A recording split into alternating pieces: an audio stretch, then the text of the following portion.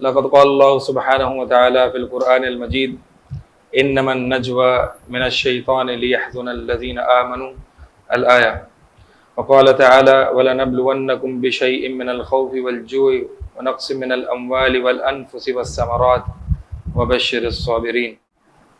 تھوڑا سا آپ لوگوں نے انٹریکٹ بھی کرنا ہے، ٹھیک ہے؟ تو پہلے میں آپ سے پوچھتا ہوں کہ کیا مسائل لوگ آج فیس کر رہے ہیں، لوگ کیا پرابلمس فیس کر رہے ہیں. آپ جب روڈ پہ باہر جاتے ہیں یا عموماً لوگوں سے ملاقات کرتے ہیں تو آپ دیکھیں گے بہت سیڈ فیسز، فرسٹریٹڈ چہرے، غصے والے چہرے، اور اگر خوشیاں ہیں بھی تو تھوڑی سی فیک ہیں. تھوڑا سا آپ چھیڑیں گے ان کو تو وہ آگ بگولا ہو جائیں گے، غصہ ہو جائیں گے. اور فیس بک پہ بھی آپ دیکھیں گے بڑے خوشی، اچھی مسکراتی ہوئی سیلفیز ہیں، لیکن گھر کے حالات اور اپنے پرسنل معاملات جو ہیں ان کے اچھے نہیں ہیں. تو آپ کو کیا لگتا ہے کہ آپ جب لوگوں سے ملتے ہیں تو کون کون سے مسائل، کون کون سی مصیبتیں اور تکلیفوں میں لوگ آج مبتلا ہیں؟ ڈپریشن، دین سے دوری ہونے کی وجہ سے، یعنی ڈپریشن میں ہے انسان، ٹھیک ہے، غم زدہ ہے. اور کوئی مالی مسائل ہیں، مالی مسائل ہیں لوگوں کے ساتھ.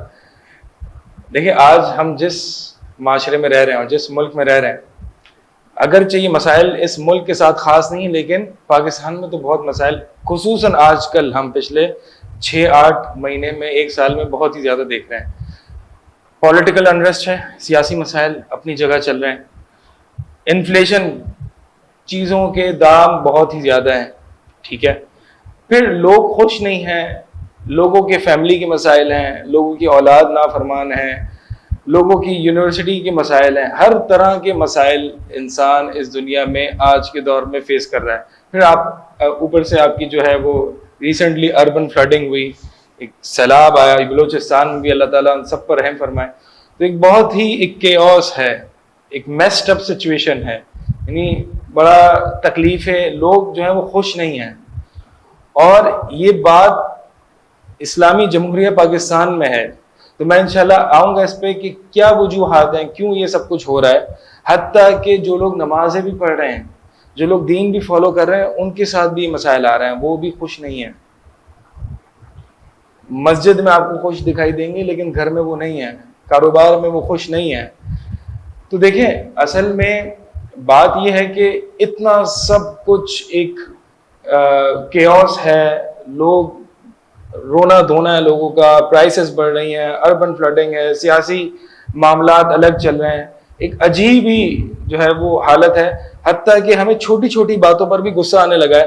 کہ مثال کے طور پر اگر ہم بارشوں کی وجہ سے ہم گھر سے باہر نکلتے ہیں تو سڑکوں پر دیکھتے ہیں کھڈے ہیں، کھڈے میں گاڑی لگ گئی، یار یہ تو حکومت جو ہے نا ایسی ہے، ہر چیز پہ حکومت آ جاتی ہے، ٹھیک ہے. پھر آپ کی پانی جمع ہے یہاں پہ، مطلب آپ بہت جلدی فرسٹریٹ ہونے لگے ہر چیز سے. ہر چیز آپ دیکھ لیں، اگر کہیں گاڑی ابھی لگی بھی نہیں باہر سڑک پہ، تھوڑی سی جو ہے وہ انبن ہو گئی تو دونوں فریق جو ہے وہ لڑنا شروع ہو جائیں گے. یعنی وہ اندر سے اتنا غصہ بھرا ہوا ہے، پہلے سے وہ اتنا زیادہ فرسٹریٹڈ ہے، پہلے سے وہ بہت زیادہ ڈپریشن میں ہے کہ بس ان کو ایک ہٹ چاہیے، ایک سپارک چاہیے اور وہ پھٹ پڑتے ہیں. یہ مسئلہ چل رہا ہے ہمارے ساتھ آج کل. تو آج کل ویسے کیا سوال یہ ہے اب کہ یہ جو مصیبتیں انسان پر آ رہی ہیں، یہ جو تکلیفیں انسان پر آتی ہیں، کیا یہ صرف آج کے دور میں ہو رہا ہے یا پہلے بھی ہوتا رہا ہے؟ کیا مصیبتیں پہلے دور میں نہیں آتی تھی؟ ٹھیک ہے، مصیبتیں پہلے دور میں آتی تھیں، آج کے دور میں بھی آتی ہیں. اصل میں انسان شاید آج کے دور میں یہ سمجھ بیٹھا ہے کہ میں نے اگر لیٹسٹ ٹیکنالوجی انوینٹ کر لی ہے اور لیٹسٹ گیجٹس آ گئے میرے پاس اور میں ایک ٹیکنالوجی میں بہت زیادہ آگے بڑھ گیا ہوں تو شاید میری مصیبتیں حل ہو جائیں گی، میری تکلیفیں کم ہو جائیں گی. تو ایسا نہیں ہے بھائی. انسان تو انسان ہی ہے اور دنیا تو دنیا ہی ہے. دنیا کا نیچر وہی ہے جو اللہ تعالیٰ نے پہلے طے کر دیا ہے. دنیا دارالامتحان ہے. پہلے بھی لوگوں کو مصیبتیں آتی تھیں، آج بھی لوگوں کو آتی ہیں. یہ بات آج کے دور میں فرق یہ ہے کہ انسان زیادہ سینسیٹیو ہو گیا ہے. انسان زیادہ مصیبتوں کو اپنے سر پہ سوار کر لیتا ہے. پہلے دور میں انسان یہ ایکسیپٹ کرتا تھا کہ دنیا دارالامتحان ہے، دنیا میں مصیبتیں آنی، یہ انسان کے ذہن میں تھی، اس کی کچھ اپ برنگنگ ہی ایسی ہوتی تھی. آج کے دور میں اولاد کی پرورش ہی ایسے، ہم ایک تو والدین بھی اولاد کی پرورش ایسی نہیں کرتے، اس کو اچھا لائف اسٹائل دیتے ہیں، اس کو کچھ ہاتھ گندے نہیں کرنے دیتے. پھر اس کو بڑا ہوتا ہے، تھوڑی سی تکلیف آتی ہے تو وہ بالکل جو ہے وہ ایک بے معنی زندگی کی طرف چلا جاتا ہے کہ میرے ساتھ کیا ہو رہا ہے. ٹھیک ہے، تو اصل مسئلہ یہ ہے کہ انسان نے آج امیدیں بہت زیادہ قائم کی تھی کہ ہمارے پاس گیجٹس بہت زیادہ ہیں، ہمارے پاس لیپ ٹاپس بہت زیادہ ہیں، ہمارے پاس گاڑیاں ہیں، بنگلے ہیں، تو وہ یہ امید کر رہا ہے کہ شاید اب میرے پر تکلیفیں نہیں آئیں گی. تو انسان تو وہی ہے جو آج سے ہزاروں سال پہلے تھا، اور دنیا بھی وہی ہے جو آج سے ہزاروں سال پہلے تھی. اللہ تعالیٰ نے یہ بتا دیا کہ ہم نے زندگی اور موت کو پیدا کیا ہے لیبلوکم من احسن عملا، کہ تم میں سے یہ جان لے کے احسن عمل میں کون ہے، عمل میں زیادہ اچھا کون ہے. تو دنیا تو یہ امتحان ہے، دنیا کا یہ نیچر ہے، یہ نیچر تبدیل نہیں ہوگا. دنیا امتحان ہی رہے گی، پہلے بھی امتحان تھی، آج بھی یہ امتحان ہے. فرق یہ ہے کہ انسان مصیبتوں کو اپنے اوپر سوار کر لیتا ہے. اس کو کہتے ہیں غم. یعنی یہ بات طے ہے، اب ہمیں اس پوائنٹ پہ ہیں کہ یہ بات تو طے ہے کہ مصیبتیں آنی ہیں، تکلیفیں آنی ہیں، اس سے نکلنے کا کوئی چارہ نہیں ہے. اسی لیے آج کا ٹاپک کیا ہے؟ Living without fear. یہی ہے نا، لیونگ وداؤٹ پرابلمس نہیں ہے. You have to live with problems. آپ نے مصیبتوں کے ساتھ زندہ رہنا ہے. This is life. یہ دنیا ہے، یہ دنیا کی حقیقت. Living without grief. گریف، غم الگ چیز ہے، مصیبت الگ چیز ہے. مصیبتوں کو سر پہ سوار کر کے اس سے غم زدہ ہونا، یہ غم ہے. تو مصیبتیں آئیں گی، تکلیفیں آئیں گی، ٹینشنیں آئیں گی. اللہ کے نبی صلی اللہ علیہ وسلم جو کہ سب سے زیادہ متقی انسان تھے، ان کی زندگی میں بھی تکلیف آتی تھی، مصیبتیں آتی تھی. غم نہیں لیتے تھے، وہ ٹینشن نہیں لیتے تھے. سلف کی زندگی میں آتی تھی، صحابہ کی زندگی میں آتی تھی. تو لہٰذا اب ہم نے یہ ڈیسائیڈ کرنا ہے کہ مصیبتیں آئیں گی، یہ فیکٹ ایکسیپٹ کر لیں کہ دنیا میں اللہ تعالیٰ نے قرآن میں فرمایا وَلَنَبْلُوَنَّكُمْ بِالشَّيْءٍ مِّنَ الْخَوْفِ وَالْجُوعِ وَنَقْصٍ مِّنَ الْأَمْوَالِ وَالْأَنفُسِ، کہ ضرور بالضرور ہم آزمائیں گے. یہ سرٹنٹی کے ساتھ اللہ نے طے کر دیا ہے، دنیا کا نیچر ہے، یہ امتحان کی دنیا ہے. اللہ تعالیٰ ضرور بالضرور جو ہے وہ ٹیسٹ کرے گا، خوف دے کے. فائنینشیل خوف ہوگا، مالی حوالے سے خوف ہوگا. وَنَقْصٍ مِّنَ الْأَمْوَالِ وَالْأَنفُسِ، اور مال میں کچھ کمی کر کے، بیماریاں دے کے، آپ کے لوڈ ونس کو فوت کر کے، اور آپ کی پروڈکشن والثمرات، اور آپ کی پروڈکشن کو ڈاؤن کر کے. یہ سب مسائل ہوں گے، صورتیں تبدیل ہوتی رہیں گی. ٹھیک ہے، وَبَشِّرِ الصَّابِرِينَ. اب آپ نے صبر کرنے والوں کو بشارت دینی. صبر کرنے والے کون ہیں؟ جو مصیبتوں میں زندگی گزار رہے ہیں لیکن مصیبتوں سے اثر انداز نہیں ہو رہے، مصیبتوں سے واویلا نہیں مچا رہے، غم نہیں لے رہے، اپنے اوپر سوار نہیں کر رہے. تو یہ دیکھیں، آپ قرآن نے اس بات کو جگہ جگہ بتایا ہے کہ بھائی مصیبتیں آئیں گی اور ہم آزمائیں گے لوگوں. قرآن نے یہ جگہ جگہ بتایا، لیکن قرآن نے یہ ساتھ ساتھ یہ بھی بتایا کہ لا تحزن ان اللہ معنا، غم نہ کر. ولا تهنوا ولا تحزنوا وانتم الاعلون ان كنتم مؤمنین. اللہ تعالیٰ نے غم نہ کرو، یہ جگہ جگہ قرآن نے بتایا. نہ کمزور پڑنا، نہ مایوس ہونا، نہ غم کرنا، اور تم غالب آؤ گے اگر تم مومن ہو. سوال انسان یہ کر سکتا ہے، اللہ مجھ پر مصیبتیں آ رہی ہیں، مجھ پر ٹینشن آ رہی ہے، میں غمزدہ کیسے نہیں ہوں؟ تو اس کو ہم آج سمجھنے کی کوشش کریں گے کہ مصیبتیں ہیں، یہ بھی چل رہا ہے، بیماری بھی چل رہی ہے، مالی حوالے سے مسائل بھی چل رہے ہیں، سیاسی حوالے سے مسائل بھی چل رہے ہیں، بارشوں میں پانی بھی جمع ہو رہا ہے، سڑکیں بھی کھدی ہوئی ہیں، گاڑی بھی لگ رہی ہے. اس کے ساتھ ہم جو ہے وہ چل زندگی گزار رہے ہیں. چل سے مراد ٹینشن فری زندگی. یہ کیسے ہو رہا ہے؟ سمجھ میں آتا ہے یہ کیسے ہوگا؟ انسان ان تکلیفوں میں موو کرے، رہنا سیکھے، اللہ کے ساتھ تعلق قائم کرے. تو قرآن نے ہمیں جو ہے وہ غم زدہ ہونے سے منع کیا. اب حل کیا ہے؟ سولوشن کیا ہے؟ سادہ سے سولوشن ہے، یہ آپ بھی جانتے ہیں اور میں بھی جانتا ہوں. اس کو اپلائی کیسے کرنا ہے، اس پہ تھوڑی سی تفصیل ہوگی. سولوشن یہ ہے، الا بذکر اللہ تطمئن القلوب. خبردار سن لو کہ اللہ کے ذکر میں یعنی اللہ کے دین میں، اللہ کے ذکر میں ہی دلوں کو اطمینان ملتا ہے۔ تو اصل بات اطمینان کی ہے۔ اگر مصیبت آتی ہے، تکلیف آتی ہے، آپ کا دل مطمئن ہے، آپ ریلیکسڈ ہیں، تو کوئی مسئلہ نہیں۔ آپ بہت زیادہ ڈپریشن اسی کو کہتے ہیں نا، کہ آپ جو ہے وہ بہت زیادہ اسٹیٹ آف انگزائٹی میں یا غم بہت زیادہ اپنے اوپر سوار کر لیں اور آپ ہر وقت سوچتے رہیں اچھا یہ کیسے ہوگا، وہ کیسے ہوگا، کیا ہوگا۔ اللہ تعالیٰ نے مشرکین مکہ اللہ تعالیٰ کو رب مانتے تھے، اللہ تعالیٰ کو خالق بھی مانتے تھے، اللہ تعالیٰ کو رازق بھی مانتے تھے۔ تو اللہ تعالیٰ ان پر تعجب کر رہا ہے کہ یہ عجیب لوگ ہیں کہ ہمیں خالق مانتے ہیں، یہ بھی مانتے ہیں کہ ہم نے ان کو پیدا کیا، لیکن اس بات کو نہیں مانتے کہ ہم ان کو دوبارہ مرنے کے بعد اٹھائیں گے۔ اور ان کی سائنس اور لاجک میں یہ نہیں آتا کہ جب ہم ذرہ ذرہ ہو جائیں گے تو اللہ تعالیٰ کیسے دوبارہ سے ہمیں زندہ کرے گا؟ ہاؤ، کیسے ہوگا یہ؟ اللہ تعالیٰ کیسے زندہ کرے گا؟ اسی لیے اللہ تعالیٰ نے فرمایا وَإِن تَعْجَبْ فَعَجَبٌ قَوْلُهُمْ أَإِذَا كُنَّا تُرَابًا أَإِنَّا لَفِي خَلْقٍ جَدِيدٍ۔ اے نبی صلی اللہ علیہ وسلم، اگر آپ کو تعجب ہوتا ہے تو زیادہ تعجب تو ان کی بات، ان کا نظریہ ہے، اور ان کا تعجب خیز نظریہ کیا ہے کہ وہ یہ کہتے ہیں کہ جب ہم مٹی ہو جائیں گے تو کیا ہم واپس سے دوبارہ سے نئے سرے سے اٹھائے جائیں گے؟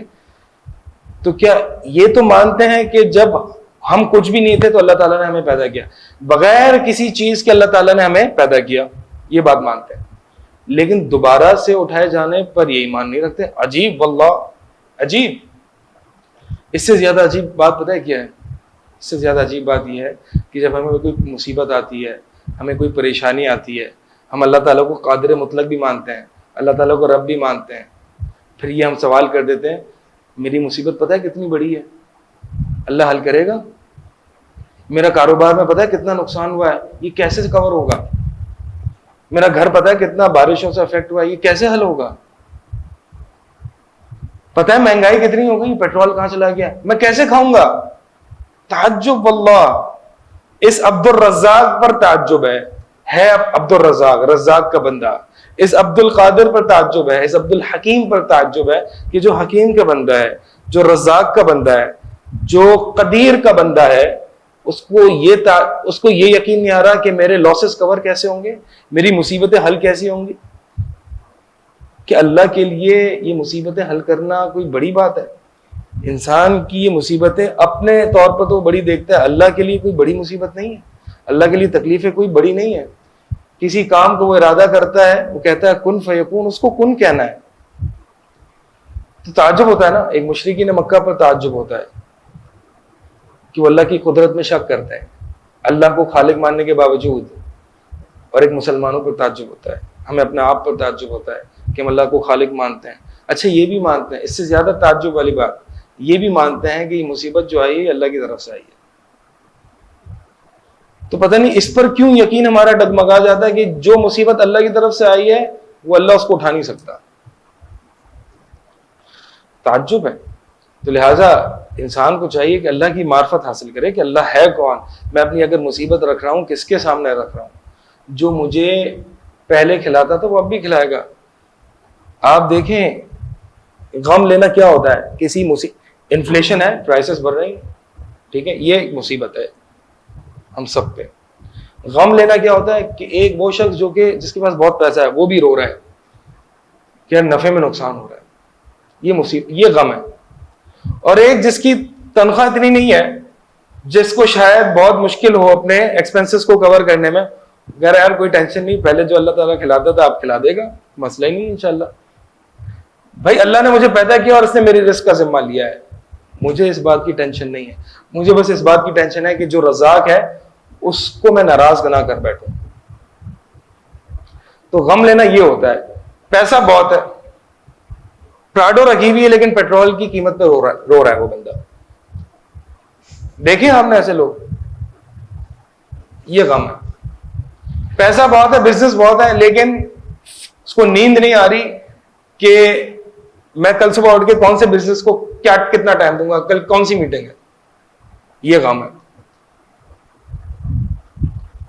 اللہ اکبر۔ تو یہ اللہ تعالیٰ نے یہ قرآن میں بتا دیا کہ آپ نے مصیبتیں آئیں گی، لیکن ساتھ ساتھ یہ بھی بتاتا ہے غم زدہ نہیں ہونا. لا تحزن ان اللہ معنا، غم نہ کر، اللہ تعالیٰ ہمارے ساتھ ہے. تو لہٰذا حل یہ بتا رہا تھا کہ اس کا سولوشن کیا ہے. جب مصیبتیں آئیں تو مصیبتوں سے غم نہ کیا جائے، مصیبتوں پر ڈپریس نہ ہوا جائے، انزائٹی نہ لی جائے، اپنے اوپر نہ سوار کی جائے. اس کا حل کیا ہے؟ الا بذکر اللہ تطمئن القلوب، اللہ کا دین. ان نٹ شیل خلاصہ یہ ہے کہ اللہ کے دین پہ آ جاؤ، اللہ تعالیٰ سارے معاملات سیٹ کر دے گا. مصیبتیں آئیں گی. اللہ کے نبی صلی اللہ علیہ وسلم کو اس امت میں سب سے زیادہ مصیبتیں آئیں گی. آپ صلی اللہ علیہ وسلم کی سیرت پڑھ کے دیکھیں اور کتنے ریلیکس تھے اللہ کے نبی صلی اللہ علیہ وسلم مصیبتوں میں. اگر تھوڑے سے ٹینس بھی ہوتے تھے تو پتہ کس چیز کے لیے ہوتے تھے؟ لعلک باخع نفسک علی آثارہم ان لم یؤمنوا بہذا الحدیث آسفا، کہ لوگ دین پر نہیں آتے، اس وجہ سے وہ آپ صلی اللہ علیہ وسلم غمزدہ ہوتے تھے. دنیاوی کوئی پریشانی نہیں ہوتی، حالانکہ کھانے کے لیے کھجور پانی ہوتا تھا مہینوں مہینوں، پیٹ پہ پتھر باندھے ہوئے ہوتے تھے. ٹینشن کس کی؟ کہ اللہ بدر میں ہم بہت کم ہیں، اگر یہ بھی چلے گئے تو دین مٹ جائے گا، تیری عبادت کرنے والا کوئی نہ ہوگا. یہ فکر تھی اللہ کے نبی صلی اللہ علیہ وسلم کو، دینی فکر. تو these are the types of stress. یہ ٹینشن ہے، یہ غم ہے. ایک ہے جو دنیا کے لیے غم لیتا ہے، یہ فائدہ مند نہیں ہے. ایک ہے جو دین کے لیے غم لیتا ہے، جس کو غم اس لیے ہوتا ہے کہ اللہ کو میں ناراض نہ کر دوں، اللہ کو پتہ نہیں میں خوش کر پا رہا ہوں نہیں کر پا رہا، میں نے گناہ کر دیا. غم اس کو بس یہ ہوتا ہے کہ اللہ سے جب میں ملاقات کروں گا تو میرا کیا حال ہوگا. یہ غم ہونا چاہیے، یہ غم ہونا چاہیے، یہ ٹینشن بھی ہونی چاہیے، یہ فکر بھی ہونی چاہیے.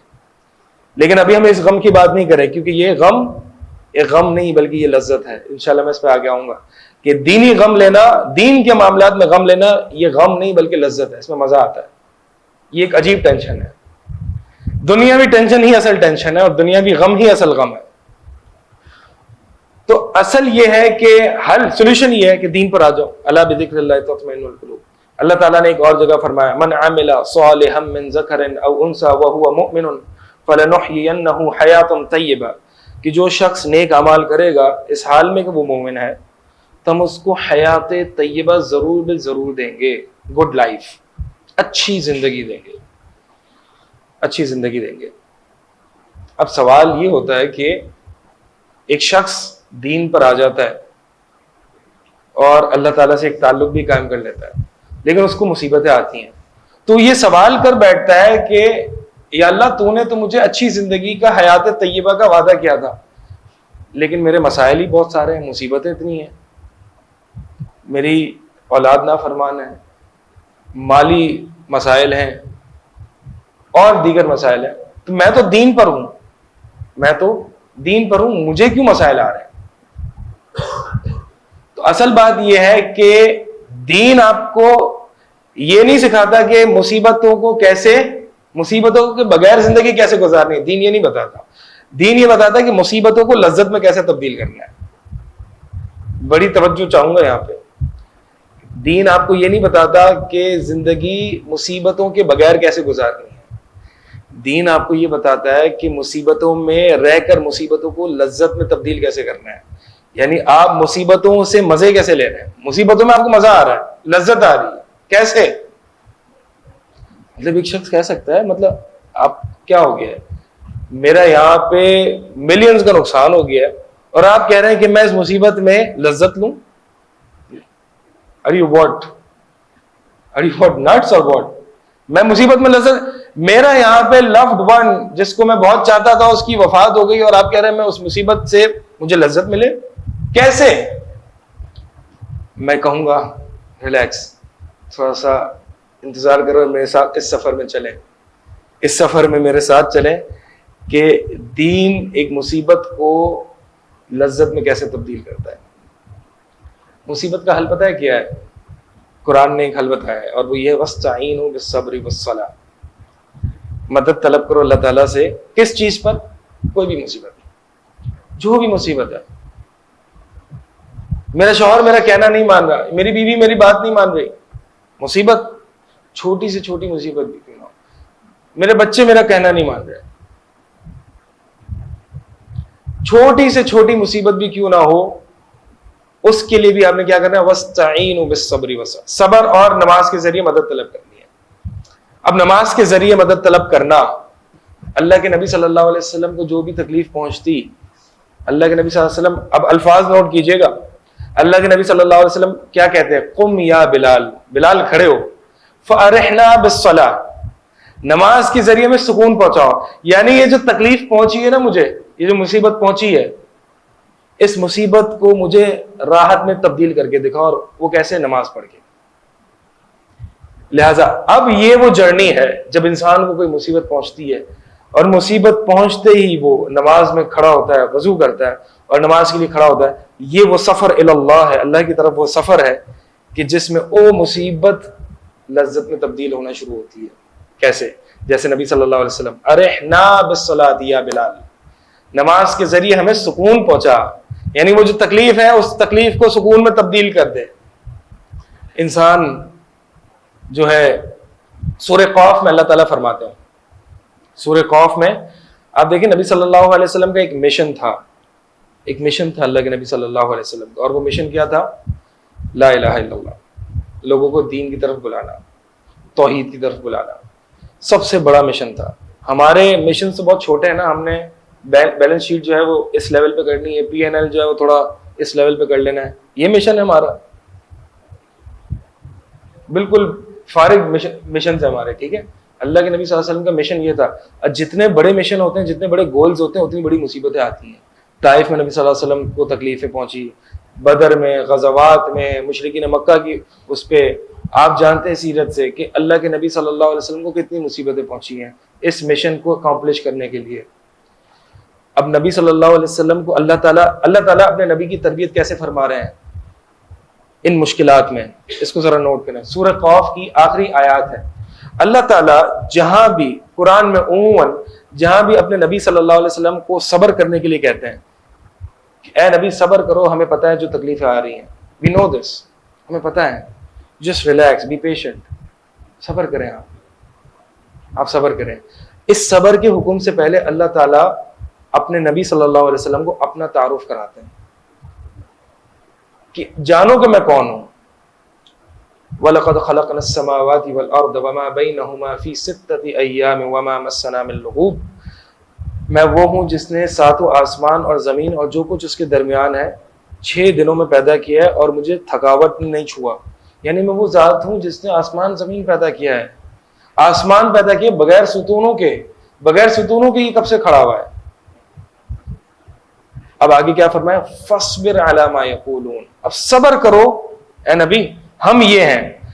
تو لہٰذا تم اپنی مصیبت جس کے سامنے رکھ رہے ہو وہ ذات کو تو پہچانو، وہ کون ہے؟ خالق سماوات والارض، وہ ذات ہے. تمہاری ٹینشن یا تمہاری مصیبت اس کے لیے کیا ہے؟ کچھ بھی نہیں ہے. فَاصْبِرْ، تو آپ صبر کیجئے، عَلَى مَا يَقُولُونَ، جو کچھ وہ آپ کو کہتے ہیں. اللہ کے نبی صلی اللہ علیہ وسلم کو آپ مشرکین مکہ جو ہے وہ مجنون کہتے، ساحر کہتے، پتہ نہیں کیا کیا کہتے. اللہ کے نبی صلی اللہ علیہ وسلم تھوڑا برا فیل کرتے، ہرٹ ہوتے.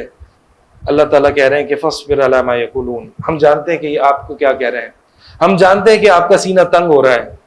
وَسَبِّحْ بِحَمْدِ رَبِّكَ قَبْلَ طُلُوعِ الشَّمْسِ وَقَبْلَ الْغُرُوبِ.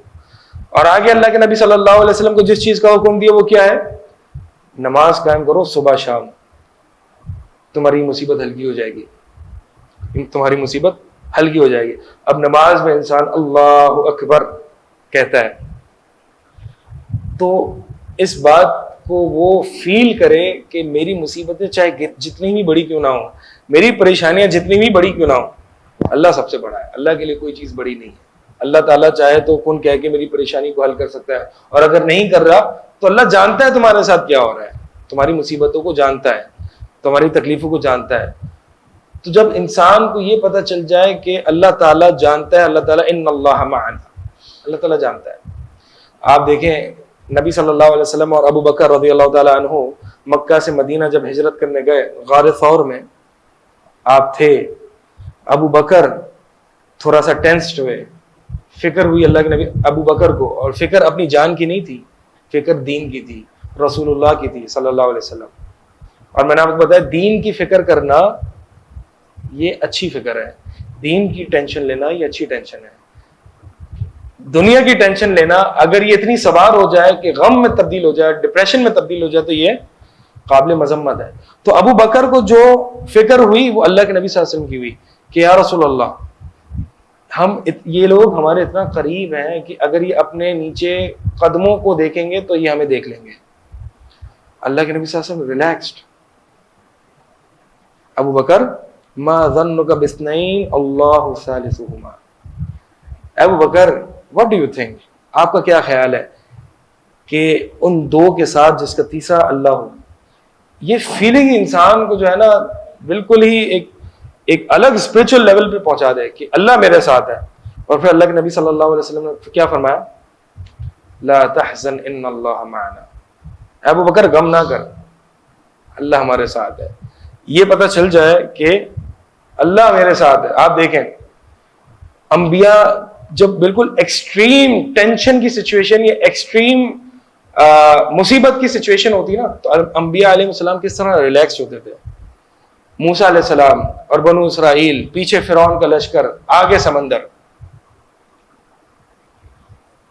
بنو اسرائیل کہہ رہے ہیں, موسیٰ علیہ السلام کے جو فالوورز تھے کہہ رہے ہیں کہ موسیٰ علیہ السلام انا لمدرکون, گئے ہم تو گئے, پکڑے جائیں گے. پیچھے بنو اسرائیل, پیچھے فرعون کا لشکر ہے اور فرعون ظالم بادشاہ تھا, وہ چھوڑتا نہیں. اور آگے کیا ہے, سمندر ہے. there is no way out. موسیٰ علیہ السلام نے کیا فرمایا, ان معی ربی سیہدین, بے شک میرا رب میرے ساتھ ہے. ان معی ربی, میرا رب میرے ساتھ ہے.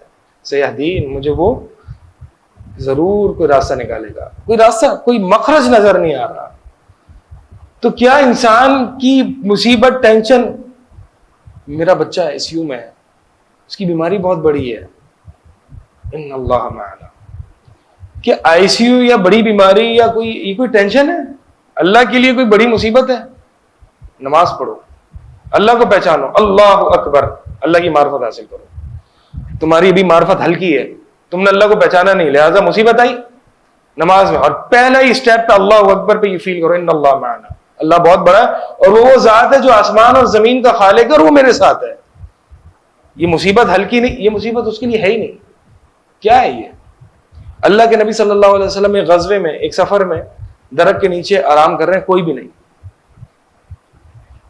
کافر آتا ہے اور تلوار نبی صلی اللہ علیہ وسلم کی گردن پر رکھ کے کہتا ہے اب تجھے کون بچائے گا. اللہ کے نبی صلی اللہ علیہ وسلم ریلیکسڈ, اللہ بچائے گا. پتہ کیا ہوا, اس شخص کے ہاتھ سے تلوار گر گئی. یہ ایک توکل کا ایک لیول ہے, ان اللہ معنا. یہ فیل کریں, یہ بہت پاورفل چیز ہے. جو بھی تکلیف پہنچے, جو بھی مصیبت پہنچے, آپ کو یہ پتا ہو میرا رب میرے ساتھ ہے. انسان کو مصیبت پہنچتی ہے, مصیبت پہنچتے ہی وہ وضو کرتا ہے, وضو کرتے ہی وہ اللہ اکبر کہتا ہے, اللہ اکبر کہہ کے اپنی مصیبت کو ہلکا کرتا ہے. اور اللہ کے لیے کوئی یہ فیل کرتا ہے کہ اللہ تعالیٰ جو بہت بڑی, سب سے بڑی ذات ہے, وہ میرے ساتھ ہے. پھر سورہ فاتحہ پڑھتا ہے, سورہ فاتحہ میں اللہ تعالیٰ سے مناجات کو وہ فیل کرتا ہے, اس کانورسیشن کو وہ فیل کرتا ہے. سورہ فاتحہ کی ابتدائی آیات میں اللہ تعالیٰ نے اپنا تعارف کیا, وہ رب العالمین ہے, وہ رحمان ہے, وہ رحیم ہے, وہ مالک یوم الدین ہے.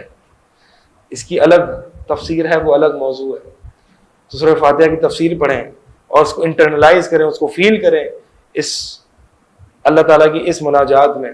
اور پھر جب انسان مالک یوم الدین پڑھتا ہے اور آخرت کا اس کو یاد دہانی کرائی جاتی ہے تو وہ آخرت کی فکر میں چلا جاتا ہے. جب آخرت کی فکر میں جاتا ہے تو اس کو دنیا کی فکر ہلکی محسوس ہوتی ہے نا. کہ جب انسان کو کوئی بڑی مصیبت آئے تو اس کو چاہیے کہ وہ موت کو اور آخرت کو یاد کرے, کیونکہ موت کی مصیبت اور آخرت کی مصیبت اتنی بڑی مصیبت ہے کہ انسان دنیا کی مصیبت کو بھول جاتا ہے. یا ایھا الناس اتقوا ربکم ان زلزلۃ الساعۃ شیء عظیم. اللہ تعالیٰ قرآن میں فرماتے ہیں اے لوگو اپنے رب سے ڈر جاؤ, بے شک اللہ کا عذاب, ان زلزلۃ الساعۃ شیء عظیم, بے شک قیامت کا زلزلہ بہت بڑی چیز ہے. شیء عظیم, بہت بڑی چیز ہے. کتنی بڑی چیز, یوم ترونھا تذہل کل مرضعۃ عما ارضعت, اس دن ہر حاملہ عورت اپنا حمل ساقط کر دے گی. وَتَرَى النَّاسَ سُكَارَى، اور ہر دودھ پلانے والی عورت، وَتَذْهَلُ كُلُّ مُرْضِعَةٍ عَمَّا أَرْضَعَتْ، ہر دودھ پلانے والی عورت اپنے دودھ پلانے والے بچے سے غافل ہو جائے گی، اس کو چھوڑ دے گی۔ وَتَرَى النَّاسَ سُكَارَى وَمَا هُمْ بِسُكَارَى، اور آپ دیکھیں گے لوگوں کو کہ وہ نشے کی حالت میں گھوم رہے ہیں، وَمَا هُمْ بِسُكَارَى، لیکن وہ نشے میں نہیں ہوں گے، وَلَكِنَّ عَذَابَ اللَّهِ شَدِيدٌ، اللہ کا عذاب بڑا شدید ہوگا۔ اس سے بڑی کوئی مصیبت ہو سکتی ہے؟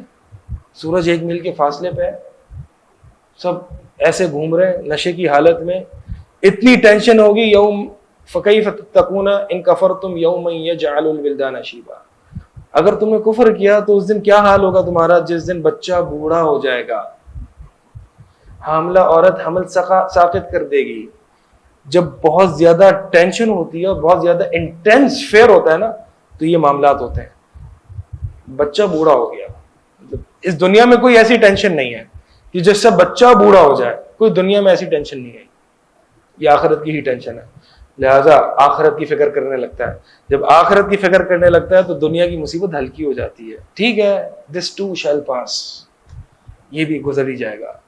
اصل فکر ایٹرنل لائف، ہمیشہ کی زندگی کی کرنی، آخرت، تو لہذا آخرت کی فکر کرتا ہے، اللہ تعالیٰ سے مناجات کرتا ہے، اللہ تعالیٰ سے محبت، اللہ تعالیٰ سے باتیں کرتا ہے، اللہ تعالیٰ سے دعائیں کرتا ہے، اور اس سے اس کی جو ہے وہ مصیبت ہلکی ہو جاتی ہے۔ اور ایک نبی صلی اللہ علیہ وسلم ایک حدیث میں فرماتے ہیں، من کانت الدنیا ہمہ، جس شخص کی دنیا مین فوکس ہوتی ہے، فرق اللہ علیہ امرہ، اللہ تعالیٰ اس کے معاملات کو بکھیر دیتے ہیں، وجعلہ فقرہ بین عینیہ، اور اللہ تعالیٰ فقر اس کے آنکھوں کے درمیان ڈال دیتے ہیں، وہ ہمیشہ فقیر ہی، ٹینشنوں میں ہی رہتا ہے، محتاج ہی رہتا ہے۔ وَلَمْ يَأْتِهِ الدُّنْيَا إِلَّا مَا كُتِبَ لَهُ، اور دنیا اس کے پاس اتنی آتی جتنا تقدیر میں لکھا ہوتا ہے۔ یعنی ایک شخص ہے جس کی مین فوکس کیا ہے؟ دنیا مین فوکس، صبح اٹھتا ہے، کام کیسے کرنا ہے، کاروبار، آج کس کسٹمر کو ڈیل کرنا ہے، آج کہاں میٹنگز کے لیے جانا ہے، بزنس پہ جاتا ہے، بزنس ہی بزنس، نماز کی کوئی پرواہ نہیں ہے، رات میں آتا ہے، بزنس ہی بزنس، پوری زندگی اس کی کاروبار کے ارد گرد گھومتی ہے۔ تو ایسے شخص کے لیے اللہ کے نبی صلی اللہ علیہ وسلم فرمایا 3 سزائیں ہیں۔ اللہ تعالیٰ فقر اس کی آنکھوں کے درمیان رکھ دیتا ہے، پیسہ بہت ہوگا اس کے پاس لیکن فقیر ہی رہے گا، محتاج ہی رہے گا، رونا دھونا ہی رہے گا۔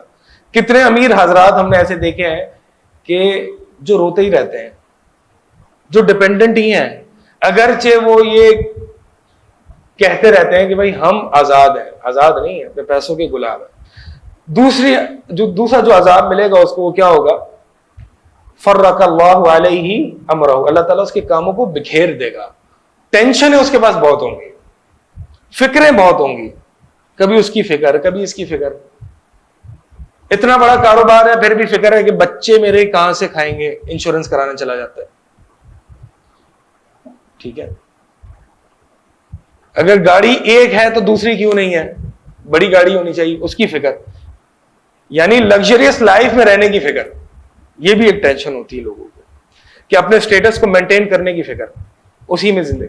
فرق اللہ علیہ شملہ، اگر انسان دنیا میں فوکس ہوگا تو اللہ تعالیٰ اس کے کام بکھیر دے گا، وہ بہت بزی ہوگا، اللہ کے لیے اس کے پاس ٹائم نہیں ہوگا، اور دنیا اس مسکین کے پاس اتنی آئے گی جتنا اس کی تقدیر میں لکھا ہے۔ اس کے برعکس وہ شخص، اللہ کے نبی صلی اللہ علیہ وسلم نے فرمایا، من کانت الآخرۃ ہمہ، جس شخص کا آخرت مین فوکس ہوتا ہے کہ میں نے اللہ کو کیسے خوش کرنا ہے، اگر میں کاروبار کرتا ہوں، میں دنیا کماتا ہوں، لیکن کہیں میں حرام تو نہیں کر رہا، کہ میں اللہ تعالیٰ کو ناراض تو نہیں کر رہا، مین فوکس میرا اللہ تعالیٰ ہوتا ہے، اللہ کا دین ہوتا ہے، اللہ کے نبی صلی اللہ علیہ وسلم کی احادیث ہوتی ہیں۔ تو جس شخص کا مین فوکس آخرت ہوتی ہے، جمع لہ شملہ، اللہ تعالیٰ اس کے کام سمیٹ دیتے ہیں۔ آپ نے ایسے لوگ دیکھے ہوں گے کہ اس کے کام بس ہو رہے ہوتے ہیں، اس کو بھی نہیں پتا ہوتا، اللہ تعالیٰ اس کے کام سمیٹ دیتا ہے، اس کے پاس دین کے لیے بہت ٹائم بچتا ہے۔ لہٰذا چیک اینڈ بیلنس، کہ اگر ہمارے پاس دین کے لیے ٹائم نہیں نکل رہا، نمازوں میں بھی بعد جماعت مشکل سے پہنچ رہا اور وہ بھی بھاگتے دوڑتے، تو ذرا چیک کریں ہم کہیں ہم دنیا میں تو بہت زیادہ ٹائم نہیں دے رہے، کیونکہ اللہ تعالیٰ نے ہمارے کام کو بکھیر دیا ہے۔ کچھ ایسے لوگ ہم نے ایسے دیکھے ہیں جن کا فوکس آخرت ہوتی ہے اور جب وہ کاروبار یا کوئی کام کرتے ہیں تو 1 گھنٹے میں ان کا پورا کاروبار نمٹ جاتا ہے دن میں. 1 گھنٹے میں وہ کچھ کر لیتے ہیں جو ایک دنیا دار انسان 12 گھنٹے میں نہیں کر سکتا. یہ مانا ہے کہ اللہ تعالیٰ اس کے کام سمیٹ دیتا ہے. ٹھیک ہے, اس کے جیسے کہ ہے نا وہ فاطمہ رضی اللہ تعالیٰ عنہ, نبی صلی اللہ علیہ وسلم کی بیٹی, کام بہت تھے گھر کے. آپ صلی اللہ علیہ وسلم سے ریکویسٹ کی کہ بابا جان ہمیں جو ہے وہ ایک غلام کی ضرورت ہے, ایک ہاؤس میٹ کی ضرورت ہے. تو فاطمہ رضی اللہ تعالیٰ عنہ جو ہے وہ پانی لاتی تھیں دور سے, اور ان کے ہاتھ میں چھالے پڑ گئے تھے, تو بہت کام کرتی تھی. ٹھیک ہے, پہلے کی عورتیں ویسے کام زیادہ کیا کرتی تھیں, آج کی عورتیں بھی کام کرتی ہیں لیکن کم کرتی ہیں, کیونکہ آج کے مرد بھی کام کم کرتے ہیں. دونوں طرفین سے مسئلہ ہے, ایک طرف سے مسئلہ نہیں. بہرحال تو بتائیے رہا تھا کہ فاطمہ رضی اللہ تعالیٰ عنہ کو نبی صلی اللہ علیہ وسلم نے کہا کہ غلام سے بہتر چیز نہ دوں تمہیں. کیا چیز؟ جب بھی سونے کے لیے جاؤ 33 دفعہ سبحان اللہ, 33 دفعہ الحمدللہ, 34 دفعہ اللہ اکبر. نبی صلی اللہ علیہ وسلم نبی تھے, کیا غلام دینے میں ان کو کوئی پریشانی تھی؟ ایک آواز نے کہتے نا صحابہ کے درمیان کہ مجھے غلام چاہیے, 100 غلام کھڑے ہو جاتے. اور وہ بھی نبی صلی اللہ علیہ وسلم کی بیٹی تھی. نبی صلی اللہ علیہ وسلم کو اپنی بیٹی کے لیے کوئی افیکشن تھی ہی نہیں تھی, بہت محبت تھی. غلام نہیں دیا, کیا دیا؟ دین دیا, اللہ کا ذکر دیا, اور اس اللہ کے ذکر کے ذریعے تمہاری کام سمیٹ دیے جائیں گے. لہٰذا وہ شخص جو بہت مصروف رہتا ہے دنیا کی زندگی میں, خصوصاً وہ خواتین جو کچن میں بہت مصروف رہتی ہیں, جو بچوں میں بہت مصروف رہتی ہیں, ان کو یہ ذکر لازم پکڑنا چاہیے. اور دوسری بات, ان کا مین فوکس آخرت بنانا چاہیے. ان کو یہ چاہیے کہ اپنے آپ کو چیک اینڈ بیلنس پہ رکھیں کہ میں کیوں اتنی مصروف ہوں یا میں کیوں اتنا مصروف ہوں. مین فوکس آخرت کو بنائے اور دوسرا یہ ذکر کو پکڑے. اس ذکر کے ذریعے اس کے کام سمیٹ دیے جائیں گے. بہرحال بات کہیں سے کہیں نکل گئی. مقصد جو ہے وہ یہ بتانا ہے کہ انسان جب اللہ کے نبی صلی اللہ علیہ وسلم نے فرمایا کہ جو شخص آخرت کو اپنا ہم اور غم, اور واحد اللہ کے نبی صلی اللہ علیہ وسلم کی دعا بھی ہے نا کہ اللہ دنیا کو ولا تجعل الدنیا اکبر ہمنا, اللہ دنیا کو ہمارا مین فوکس اور مین ٹارگٹ نہ بنانا کہ بس میں دنیا کے بارے میں سوچتا رہوں. اللہ یہ نہ کرنا کہ دنیا میری مین وہ ایک مین کنسرن ہو جائے, مین پرابلم ہو جائے, بس اسی کے بارے میں سوچتا رہوں, اس کو نہ بنانا. تو پہلا جو اس کو ملے گا, جس شخص, نبی صلی اللہ علیہ وسلم کی حدیث کے مطابق سنن ترمذی میں حدیث ہے کہ جو شخص آخرت جس کا غم ہوگا, اللہ تعالیٰ اس کو جعل اللہ غناہ فی قلبی, اللہ تعالیٰ اس کو اس کے دل میں امیری رکھ دے گا. وہ دل سے بہت ویلدی ہوگا, اگرچہ اس کے پاس مال اتنا نہیں ہوگا, لیکن دل سے بہت وہ کنٹینٹمنٹ ہوگی, اس کو کہتے ہیں نا قناعت ہوگی. امیر ہے ہی وہ جو قناعت جس کے پاس ہے, وہ بس سیٹ ہے, میری زندگی اللہ کا شکر ہے, یہی کافی ہے, اللہ کا بہت شکر ہے. اور دل سے ہی واقعی اللہ کا شکر ہے, دل سے ہی وہ قناعت پسند ہے. اللہ تعالیٰ اس کے دل میں وہ گنا سے بھر دے گا, کنٹینٹمنٹ سے اس کو بھر دے گا, وہ سیٹسفائیڈ ہوگا اپنی زندگی سے. مصیبتیں آئیں گی لیکن وہ سیٹسفائیڈ ہوگا, وہ شخص جو آخرت کو اپنا غم بنائے. دوسرا شخص, دوسرا اس کو ثواب جو ملے گا وہ کیا ہوگا؟ وجمع له شمله, کہ اللہ تعالیٰ اس کے کاموں کو سمیٹ دے گا. تیسرا وَيَأْتِهِ الدُّنْيَا وَهِيَ رَاغِمَةٌ, اور دنیا اس کے پاس آئے گی, دنیا اس کے پاس آئے گی اس حال میں کہ وہ ذلیل ہوگی. دنیا اس کے قدموں میں آئے گی. اللہ اکبر.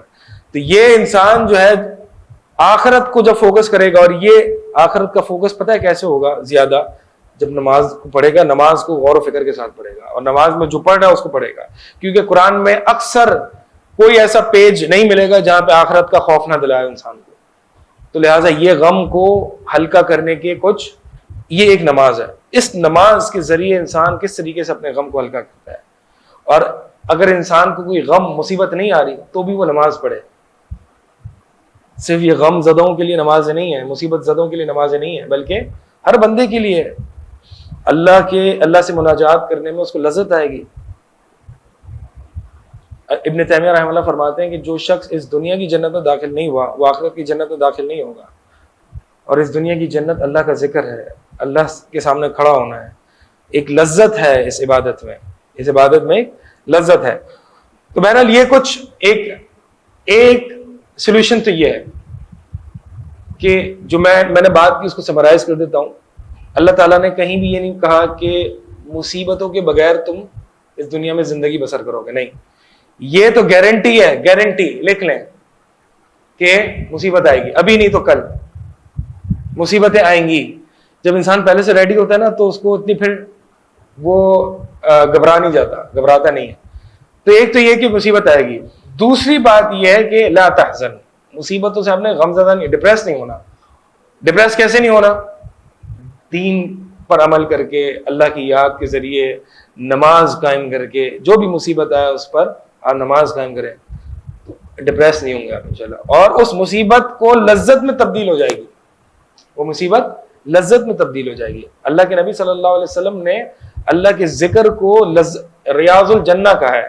فرمایا اذا مررتم بریاض الجنہ فرتعوا، کہ جب تم جنت کے باغات سے گزرو تو پھر خوب سیر ہو کے کھاؤ. صحابہ نے پوچھا کہ یہ جنت کے باغات کیا ہیں؟ اللہ کے نبی نے فرمایا کہ حلق الذکر، یہ ذکر کے حلقات ہیں جہاں پہ قرآن حدیث پڑھا جائے، جہاں پہ اپنے ایمان کو بڑھایا جائے. یہ جو ہے یہ حلق الذکر ہے، ذکر کے حلقات ہیں جہاں پہ اللہ کو یاد کیا جا رہا ہے، اللہ کے رسول صلی اللہ علیہ وسلم کی احادیث کو سنایا جا رہا ہے. یہ حلق الذکر ہے، یہ ریاض الجنہ ہے. یہاں پہ ایک پلیجر ہوتا ہے، ایک لذت انسان کو فیلنگ ہوتی ہے، لذت ملتی ہے. تو اللہ کی عبادت میں ایک لذت ہے، اور اللہ کی عبادت میں لذت اتنی ہے کہ دنیا کی جو ٹینشن آتی ہے وہ انسان اس کو بھول جاتا ہے. ایک شخص نبی صلی اللہ علیہ وسلم کے دور میں ابو امامہ رضی اللہ تعالیٰ مسجد میں تھے، مسجد میں ابو امامہ تھے، اور اللہ کے نبی صلی اللہ علیہ وسلم نے فرمایا اے ابو امامہ اس وقت کیا مسجد میں تمہارا لینے دینا، یعنی کوئی نماز کا ٹائم بھی نہیں ہے، تو اس وقت کیا کر رہے ہو تم؟ تو ابو امامہ رضی اللہ تعالیٰ عنہ فرماتے ہیں کہ ہموم لزمتنی ودیون یا رسول اللہ، اللہ بہت پریشان، اے اللہ کے رسول بہت پریشانیاں ہیں اور بہت قرض ہیں، میں پریشان ہوں بہت، اور میں اللہ تعالیٰ سے یہاں پہ مناجات کرنے آیا ہوں، اللہ تعالیٰ سے یہاں پہ اللہ کی عبادت کرنے آیا ہوں اپنے غم کو ہلکا کرنے کے لیے. ہموم لزمتنی، اللہ کے نبی غم ہیں جو مجھے چمٹ گئے ہیں، اتنی پریشانیاں ہیں. اللہ کے نبی صلی اللہ علیہ وسلم نے یہ نہیں کہا اچھا بتاؤ کیا غم ہے میں تھوڑے سے دور کروں تمہارے. نسخہ دے دیا ایک، وہی نسخہ جو اپنی بیٹی کو دیا تھا نا، وہی نسخہ، اصل میں ایسنس اس نسخے کی، اسپرٹ وہی ہے. وہ نسخہ کیا ہے کہ میں تجھے ایک وہ دعائیہ کلمات نہ سکھاؤں کہ جب تو اس کو کہے گا تو سارے غم، پریشانیاں اور قرض تیرے دور ہو جائیں گے. یا رسول اللہ بالکل سکھائے. اللہم انی اعوذ بک من الہم والحزن والعجز والکسل والبخل والجبن ودلع الدین وغلبۃ الرجال، جو آپ یہ دعائیں پڑھتے ہیں، غم کی دعائیں. ابو امامہ فرماتے ہیں کہ میں نے یہ دعا پڑھی تو اللہ تعالیٰ نے میرے غم بھی دور کر دیے اور میرے قرض بھی ادا ہو گئے. ایک شخص کمزور ایمان کا جس کو اللہ کی معرفت حاصل نہ ہو، وہ کہہ سکتا ہے میرے ملینز اور ملینز میں ڈیٹس ہیں، قرض ہیں، یہ کلمات ان قرض کو جھکا دیں گے؟ میرا فلاں رشتہ دار ابھی فوت ہوا ہے، یہ کلمات سیٹ کر دیں گے مجھے، میں سیٹ ہو جاؤں گا. اللہ اکبر، ما قدر اللہ حق قدری. جانے تو صحیح وہ کس کے سامنے آگے رکھ رہا ہے یہ دعا، اور جانے تو صحیح یہ دعا بتائی کس نے؟ نبی علیہ الصلوۃ والسلام نے. یہ ایمان بہت ضروری ہے. بہت سے لوگ یہاں پہ ایک سائڈ نوٹ، بہت سے لوگ یہ چیک کر رہے ہوتے ہیں، ٹھیک ہے مصیبت پہنچی میں چیک کرتا ہوں دعا کر کے، یہ دعا کر کے کہ میری مصیبت دور ہوتی نہیں. Don't try Allah, don't test Allah, you are not here to test Allah. آپ اللہ کو امتحان میں نہ ڈالیں کہ میں چیک کرتا ہوں میری دعا قبول ہوتی ہے، میں چیک کرتا ہوں نبی صلی اللہ علیہ وسلم کی حدیث جو ہے وہ سچ ثابت ہوتی ہے. نہیں، کامل ایمان کے ساتھ مانگے. اللہ کے نبی صلی اللہ علیہ وسلم فرماتے ہیں کہ جو دعا دل سے نہ نکلے اللہ تعالیٰ جو غافل دل سے نکلتی ہے اللہ تعالیٰ اس کو قبول نہیں کرتے. لہذا کامل یقین کے ساتھ کہ نبی نے فرمایا یہ نسخہ دیا ہے اور نبی نے یہ نسخہ اللہ کے سامنے رکھنے کو کہا ہے، ہوگی میری پریشانی دور، میرا غم دور ہوگا، اس مصیبت سے میں غم نہیں لوں گا، یہ مصیبت مجھے متاثر نہیں کرے گی، مجھے افیکٹ نہیں کرے گی.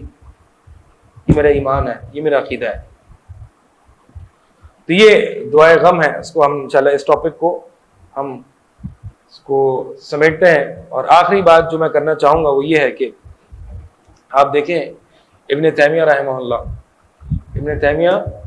رحمہ اللہ، اگر جس نے ان کی سیرت پڑھی ہوگی یا ان کے بارے میں پڑھا ہوگا تو ایک منفرد سیرت تھی ان کی۔ وہ اسلام کے ساتھ، یعنی اسلام کے لیے وہ زبان سے بھی جہاد کر رہے تھے، قلم سے بھی جہاد کر رہے تھے اور تلوار سے بھی جہاد کر رہے تھے۔ لہٰذا ان جہاد کے ذریعے ان کو جو تکلیف اور پریشانی آئی ہے، کتنی دفعہ تو ان کو جیل میں ڈالا گیا ہے، ان کو مارا گیا ہے، ان کو برا بھلا کہا گیا ہے، ان کو بند کر دیا گیا ہے، اتنی تکلیفیں آئیں۔ ابن تیمیہ رحمہ اللہ شیخ الاسلام ہیں وہ، ابن تیمیہ اہل سنت کے امام۔ پتہ ہے وہ کیا کہتے ہیں؟ وہ کہتے ہیں کہ ما یصنع اعدائی بی، میرے دشمن میرا کیا کریں گے؟ ان جنتی و بستانی فی صدری، جنت تو میرے اندر دل میں ہے۔ What are my enemies going to do to me? My Jannah is in my heart. It doesn't leave me, it stays with me. لا يفارقني أنا سرت فهو معي فهي معي، جہاں بھی میں جاتا ہوں یہ جنت میرے ساتھ ہے، یہ جنت میرے اندر ہے۔ اور وہ جنت کی ہے لذت عبادت، اللہ سے مناجات، نماز۔ ان قتلی شہادہ، اگر if they kill me، اگر مجھے قتل کر دیں گے تو میری شہادت ہے۔ وَإِنَّ إِخْرَاجِ مِن بَلَدِي سِيَاحَةٌ، اور اگر یہ مجھے نکال دیں گے تو یہ میرا اللہ کی طرف جرنی ہے، السیر الی اللہ، یہ اللہ کی طرف جرنی ہے، اللہ کی طرف سفر ہے۔ وَإِنَّ سِجْنِي خَلْوَةٌ، and if they imprison me، اگر مجھے وہ جیل میں ڈال دیں، بند کر دیں، تو یہ میری پرائیویٹ اللہ کے ساتھ ایک کنورزیشن ہے، خلوہ ہے، خلوت ہے اللہ کے ساتھ میری۔ مجھے موقع ملے گا کہ میں اللہ کے ساتھ جائے اور پرائیویٹ باتیں کروں۔ اللہ اکبر۔ ابن القیم رحمہ اللہ فرماتے ہیں کہ اذا اشتد من الخوف، جب ہمیں بہت زیادہ خوف ہوتا، وساءت بنا الظنون، اور ہم برا سوچنے لگتے، وضاقت بنا الارض، اور زمین ہم پر تنگ ہو جاتی، اتینا شیخ الاسلام ابن تیمیہ رحمہ اللہ، ہم شیخ الاسلام ابن تیمیہ رحمہ اللہ کے پاس آتے، ان کی اور وہ ابن تیمیہ قلعے میں بند ہوتے، وہ خود اتنی مصیبتوں سے دو چار ہیں۔ ابن قیم فرماتے ہیں کہ جب ہمیں کوئی دنیا پریشان کرتی، لوگ پریشان کرتے، سینہ تنگ ہونے لگتا، تو ہم ابن تیمیہ رحمہ اللہ کے پاس آتے جو کہ جیل میں بند ہیں، اور ابن تیمیہ رحمہ اللہ کو دیکھتے تو ساری مصیبتیں دور ہو جاتی، ان کے چہرے پہ وہ نور، جنت ان کے چہرے پہ سے چمک رہی ہے۔ ابن تیمیہ کوئی کلام کرتے تو ہماری تکلیفیں دور ہو جاتی تھی۔ یہ وہ اللہ والے لوگ تھے کہ جن کی جنت ان کے سینے میں تھی۔ باہر جو کچھ ہو رہا ہے وہ اپنی اندر کی ایک شغل میں ہے، وہ اپنی ایک اندر کی جنت میں ہے۔ ان اصحاب الجنت اليوم فی شغل فاکہون، اللہ تعالیٰ نے جنتیوں کے بارے میں فرمایا کہ اس دن اصحاب جنت ایک اپنی شغل میں ہوں گے، خوب لطف اٹھا رہے ہوں گے۔ کیوں؟ کیونکہ دنیا میں ایک اپنی شغل میں تھے، ایک دنیا کی اپنی ایک شغل تھی، دنیا کے اندر ایک جنت میں تھے وہ، اور وہ اللہ تعالیٰ سے مناجات، اللہ تعالیٰ کی عبادت میں، اللہ کے ساتھ معاملات۔ ابن تیمیہ رحمہ اللہ فرماتے ہیں المسجون من سجنہ ہواہ، بھئی قید تو وہ ہے جس کی ڈیزائرز نے، اس کی خواہشات نے اس کو قید کر دیا۔ المأسور من اسرہ الشیطان، قید تو وہ ہے جس کو شیطان نے قید کیا ہے، مجھے کس نے قید کیا ہے؟ دیواریں ہیں ابن تیمیہ، دیواریں ہیں جیل کی، لیکن یہ کوئی قید تھوڑی ہے۔ ابن تیمیہ رحمہ اللہ کو ایک دفعہ جیل میں لایا گیا، دیواریں دیکھ کے ابن تیمیہ رحمہ اللہ پتہ ہے سورہ حدید کی آیت پڑھتے ہیں، وَضُرِبَ بَيْنَهُمْ بِسُورٍ لَهُ بَابٌ بَاطِنُهُ فِيهِ الرَّحْمَةُ وَظَاهِرُهُ مِنْ قِبَلِهِ الْعَذَابُ۔ ابن تیمیہ رحمہ اللہ کو جب جیل کی دیواریں دکھائی دیں تو کہتے ہیں کہ ان کے درمیان ایک دیوار بنا دی گئی جس کا ظاہر عذاب ہے، باطن میں رحمت ہے۔ یہ اصل میں منافقین کے بارے میں آیت ہے کہ منافقین کو ایک سراب دکھایا جائے گا، ٹھیک ہے، ان کو ایک سراب دکھایا جائے گا کہ ان کو ان کا ظاہر خوشنما دکھائی دے گا، لیکن باطن میں جو ہے وہ عذاب ہے۔ تو یہی ہے کہ ابن تیمیہ رحمہ اللہ فرماتے ہیں کہ ظاہر میں تو یہ جیل ہے، وَبَاطِنُهُ فِيهِ الرَّحْمَةُ، اور باطن میں اللہ کی رحمت ہے، خلوت ہے۔